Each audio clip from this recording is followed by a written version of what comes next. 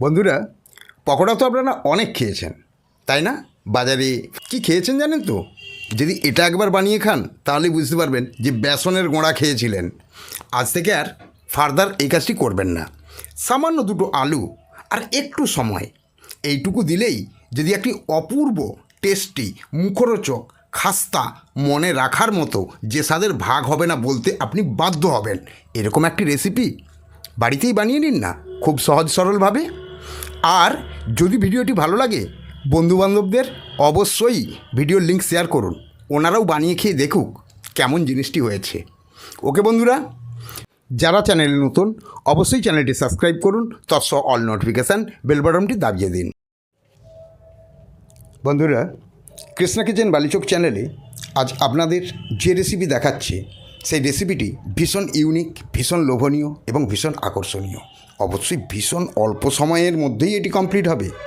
এর জন্য প্রয়োজন কেবলমাত্র দুটি আলু। আর আশা করি আপনারা এই রেসিপিটি একবার যদি বানিয়ে খান বারবার চেষ্টা করবেন বাড়িতে এটি বানানোর জন্য। তাহলে সময় ওয়েস্টেজ না করে দেখুন রেসিপিটি আমি কিভাবে বানাচ্ছি। এর জন্য আমি দুটি আলু, বড় সাইজের আলু নিয়ে ছিলে ভালো করে ধুয়ে নিয়েছি। এই আলু ছেলার জন্য প্রয়োজন হচ্ছে ছিলনি। তা আপনাদের প্রত্যেকের বাড়িতেই আশা করি আছে। এবারে আমি দেখাচ্ছি, দেখুন এই যে ছিলনি, এটি ভীষণ ছোট, খুব ছোট্ট ছোট ফুটো, তাই এটি কোনো রকমভাবেই ব্যবহার করা চলবে না। এরপরে দেখুন এটি হচ্ছে মাঝারি ফুটো, এরপরে আছে বড় ফুটো। আমরা ব্যবহার করব কেবলমাত্র এই মাঝারি ফুটো এই ছিলনি। এবারে আমরা আলুগুলোকে ছিলে নেব।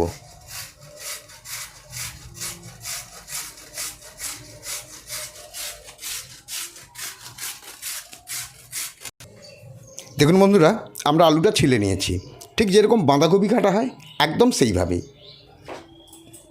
বন্ধুরা, এবার ছিলে নেওয়া আলুগুলোকে খুব ভালো করে জলে ধুইতে হবে, যাতে ওর ভেতর থেকে সম্পূর্ণ কষ বেরিয়ে যায়।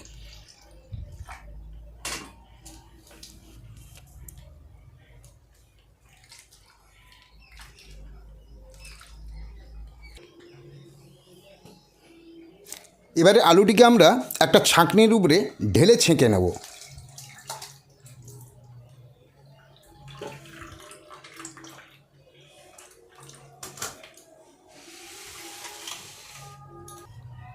আলুটিকে ছেঁকে নেওয়ার পর আমরা পুনরায় জল দিয়ে ওকে খুব ভালো করে আবার চটকে চটকে ধুইব।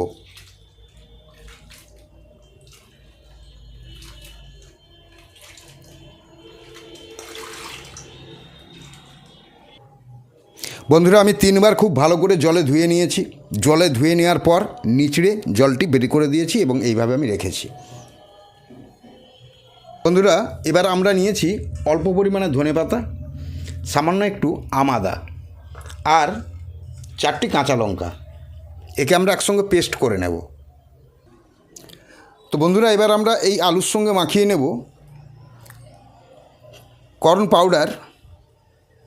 এটি আমরা আলুতে দিচ্ছি 3 চামচ।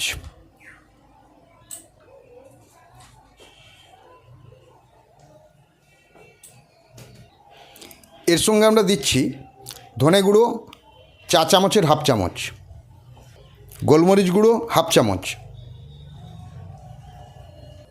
জিরা গুঁড়ো হাফ চামচ, লঙ্কা গুঁড়ো দিচ্ছি হাফ চামচ। আপনারা প্রয়োজন মতো ঝাল বেশি যদি খান তাহলে পরিমাণে বেশি দিতে পারেন। এবার আমরা যে পেস্ট তৈরি করে রেখেছিলাম সেই পেস্ট আমরা এর উপরে দিলাম।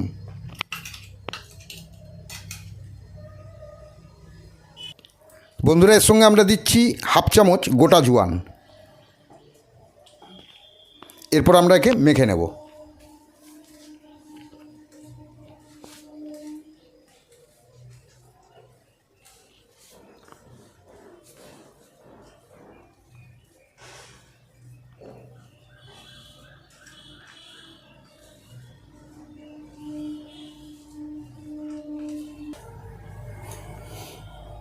দেখুন বন্ধুরা, এবারে আমরা এটাকে বাইন্ডিং করব, কিন্তু বাইন্ডিং করার জন্য যে চিটের প্রয়োজন সে চিটটির পরিমাণ একটু কম হয়েছে, তাই আমরা এর সঙ্গে সামান্য একটু কর্নফ্লাওয়ার মিশিয়ে দেব।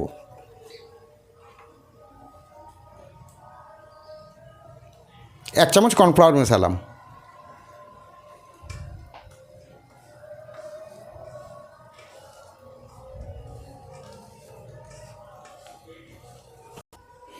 এবারে সব শেষে আমরা দেব লবণ, স্বাদ অনুসারে মিশিয়ে নেবেন।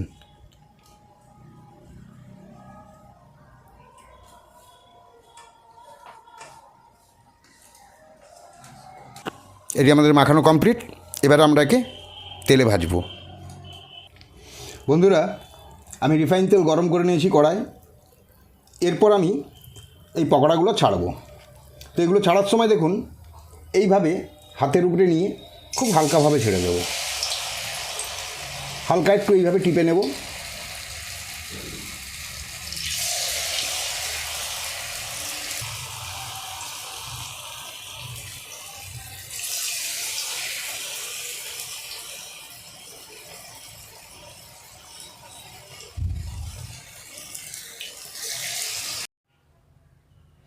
এইভাবে দুপাশ লাল করে মিডিয়াম আঁচে সুন্দর করে ভেজে নেবেন।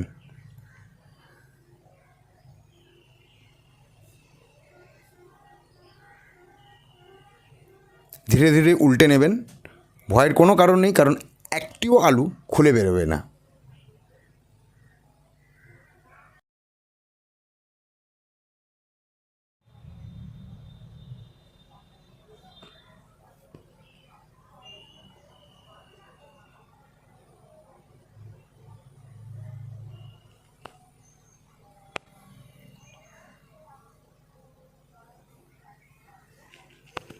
দুটি পাশ খুব ভালো করে ভেজে নিলাম।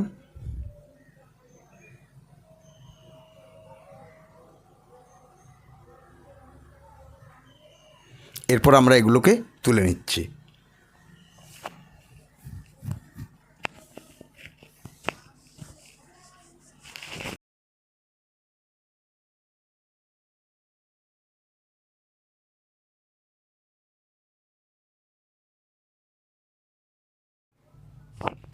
এগুলো তুলে নেওয়ার সময় আমরা একটি প্লেটের উপর টিস্যু পেপার রাখবো আর তার উপরে এগুলোকে রাখবো। তার ফলে অতিরিক্ত যে তেল সেটি টিস্যু পেপার টেনে নেবে। বাকি যে অবশিষ্ট আলু আছে আমরা সেগুলোকেও ভেজে নিচ্ছি।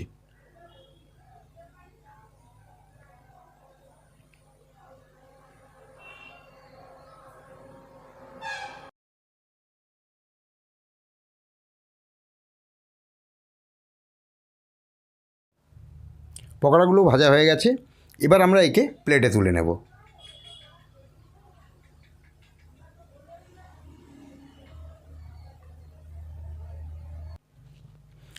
এই পকোড়াগুলো খাওয়ার জন্য আপনারা ওপরে একটু চাইলে চাট মশলা ছড়াতে পারেন, তবে অপশনাল। ছড়াতেও পারেন, নাও ছড়াতে পারেন। ব্যবহার করতে পারেন টমেটো সস, এটাও ব্যবহার করতে পারেন। এবারে বলি, খালি মুখেও খেতে পারেন, গরম ভাতের সঙ্গেও খেতে পারেন, তবে গরম গরম খাবেন কিন্তু।